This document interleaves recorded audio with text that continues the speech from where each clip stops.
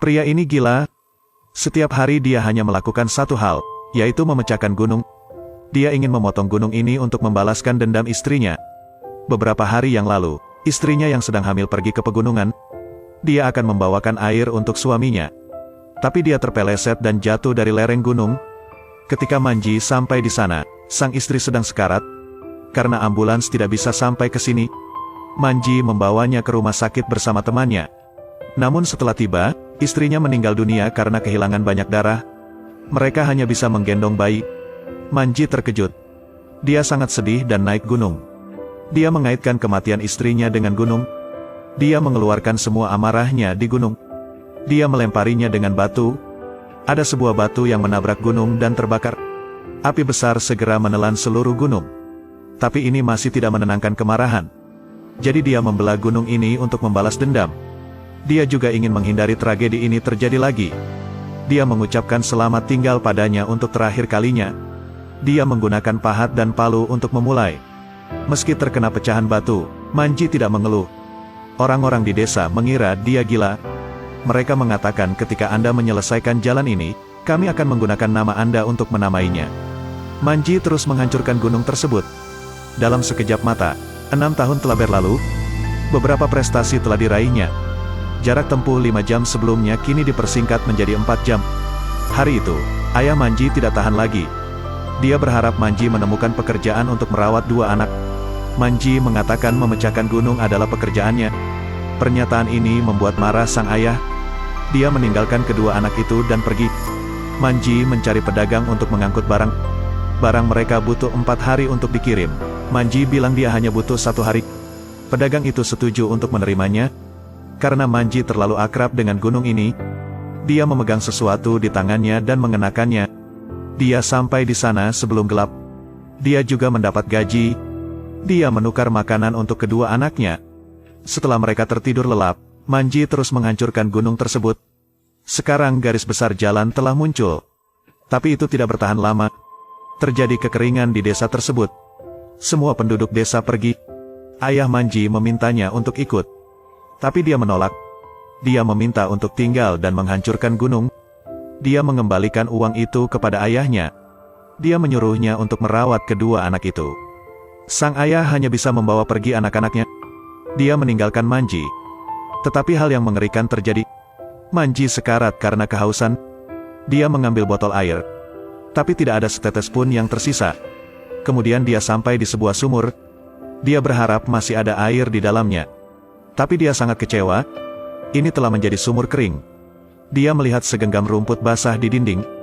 Dia menjilat, menyedot semua air di dalamnya. Kali ini dia berjuang sepanjang malam. Keesokan harinya, dia mengambil palu. Tapi dia tiba-tiba jatuh ke dalam gua. Dia dimakamkan di tanah. Ketika dia bangun lagi, dia menemukan ada air di gunung itu. Dia masuk ke dalam.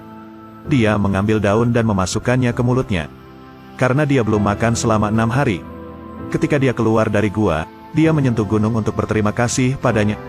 Gunung yang pernah membunuh istrinya telah menyelamatkan nyawanya hari ini. Kebencian Manji belum surut. Tapi dia tidak menyerah menghancurkan gunung.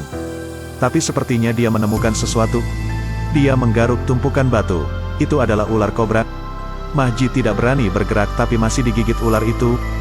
Jari kaki menjadi ungu dan berdarah.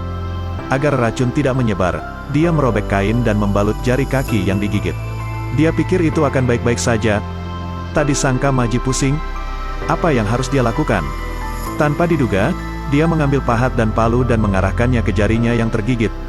Dia menjatuhkan pahat itu. Dia sangat kesakitan sehingga dia pingsan. Ketika saya bangun lagi, hujan sudah turun. Manji sangat gembira.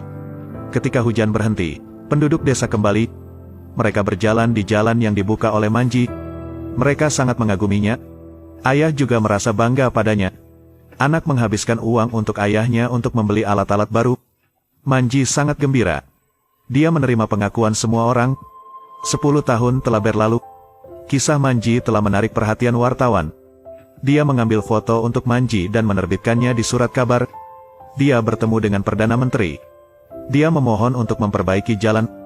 Perdana Menteri menerimanya. Wartawan mengambil beberapa foto mereka dan memasangnya di koran. Kepala desa membawa Manji kembali ke kampung halamannya. Kemudian dia bisa menunggu untuk mendapatkan uang. Dia pikir ini akan menguntungkan. Tapi dia harus menunggu beberapa tahun. Manji telah memecahkan gunung selama 22 tahun. Dia bermaksud membuka jalan di tengah gunung. Tapi sekarang dia sudah tua. Dia tidak lagi cukup kuat. Jadi, dia mengajukan biaya perbaikan jalan melalui pemerintah daerah. Tapi untuk waktu yang lama, masih belum ada kabar. Dia pergi ke distrik untuk bertanya. Namun pihak lain mengatakan bahwa uang tersebut telah diambil oleh kepala desa sejak lama. Jadi dia pergi ke rumah kepala desa. Dia menanyakan besaran subsidi.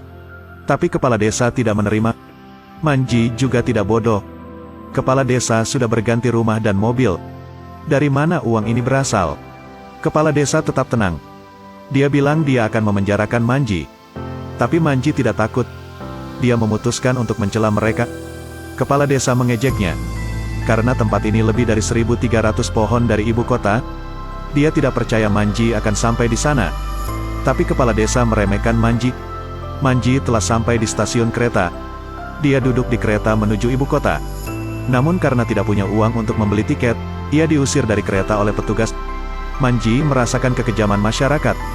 Tapi bukan karena itu dia menyerah. Dia akan berjalan ke ibu kota. Dia terus seperti itu. Kemudian lelah dan beristirahat di kursi. Ketika dia lapar, dia akan mengemis. Dia pergi dari kota ke kota. Dia akhirnya mencapai ibu kota. Dia menemukan seorang petugas. Dia mengambil foto dirinya dan Perdana Menteri. Tapi lawan merobeknya. Pihak lain mengatakan bahwa jika dia berani pergi ke sana, dia akan dikurung. Kemudian mengirimnya pulang. Manji benar-benar putus asa. Dia meragukan dirinya sendiri. Apakah kegigihannya salah? Di malam hari Manji memimpikannya istrinya. Dia mengatakan pemikirannya tentang menyerah. Tapi istrinya selalu menyemangatinya. Apapun yang terjadi, aku akan selalu mendukungmu.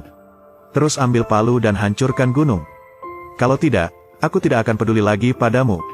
Setelah mengatakan itu, sang istri menghilang. Keesokan harinya, Manji mendengarkan kata-kata istrinya dan terus membuka jalan. Tapi dia melihat orang-orang di desa. Dia sangat emosional. Upaya bertahun-tahun akhirnya diakui. Dia mulai memecahkan gunung lagi. Kepala desa mengirim sekelompok polisi ke sini. Dia mengatakan Manji menghancurkan gunung. Tidak peduli apa yang dia jelaskan, dia hanya menerima tamparan. Manji dipenjara dan dijatuhi hukuman mati. Tapi keesokan harinya, mereka semua berdiri di depan pintu kantor polisi. Mereka meminta untuk melepaskan Manji. Kepala desa mengetahui hal ini dan meminta bawahannya untuk melepaskan Manji. Manji dibebaskan demikian. Penduduk desa bergabung untuk mendorong batu terakhir. Mereka menggali terowongan antara gunung dan kota. Meski panjang terowongan hanya 110 meter, jarak antara dua bidang tanah itu dipersingkat dari 55 km menjadi 15 km. Dia telah memberikan kontribusi yang besar. Ini adalah versi India dari Ngugong memindahkan gunung. Ini juga kisah nyata. Karakter utama Manji menerobos terowongan antara gunung dan kota pada tahun 1982. Dia meninggal pada tahun 2007 karena kanker. Harapan hidup 73 tahun. Melalui cerita ini, apapun yang kau lakukan, kau harus bertahan pada akhirnya. Mungkin keajaiban akan muncul. Film berakhir. Selamat tinggal.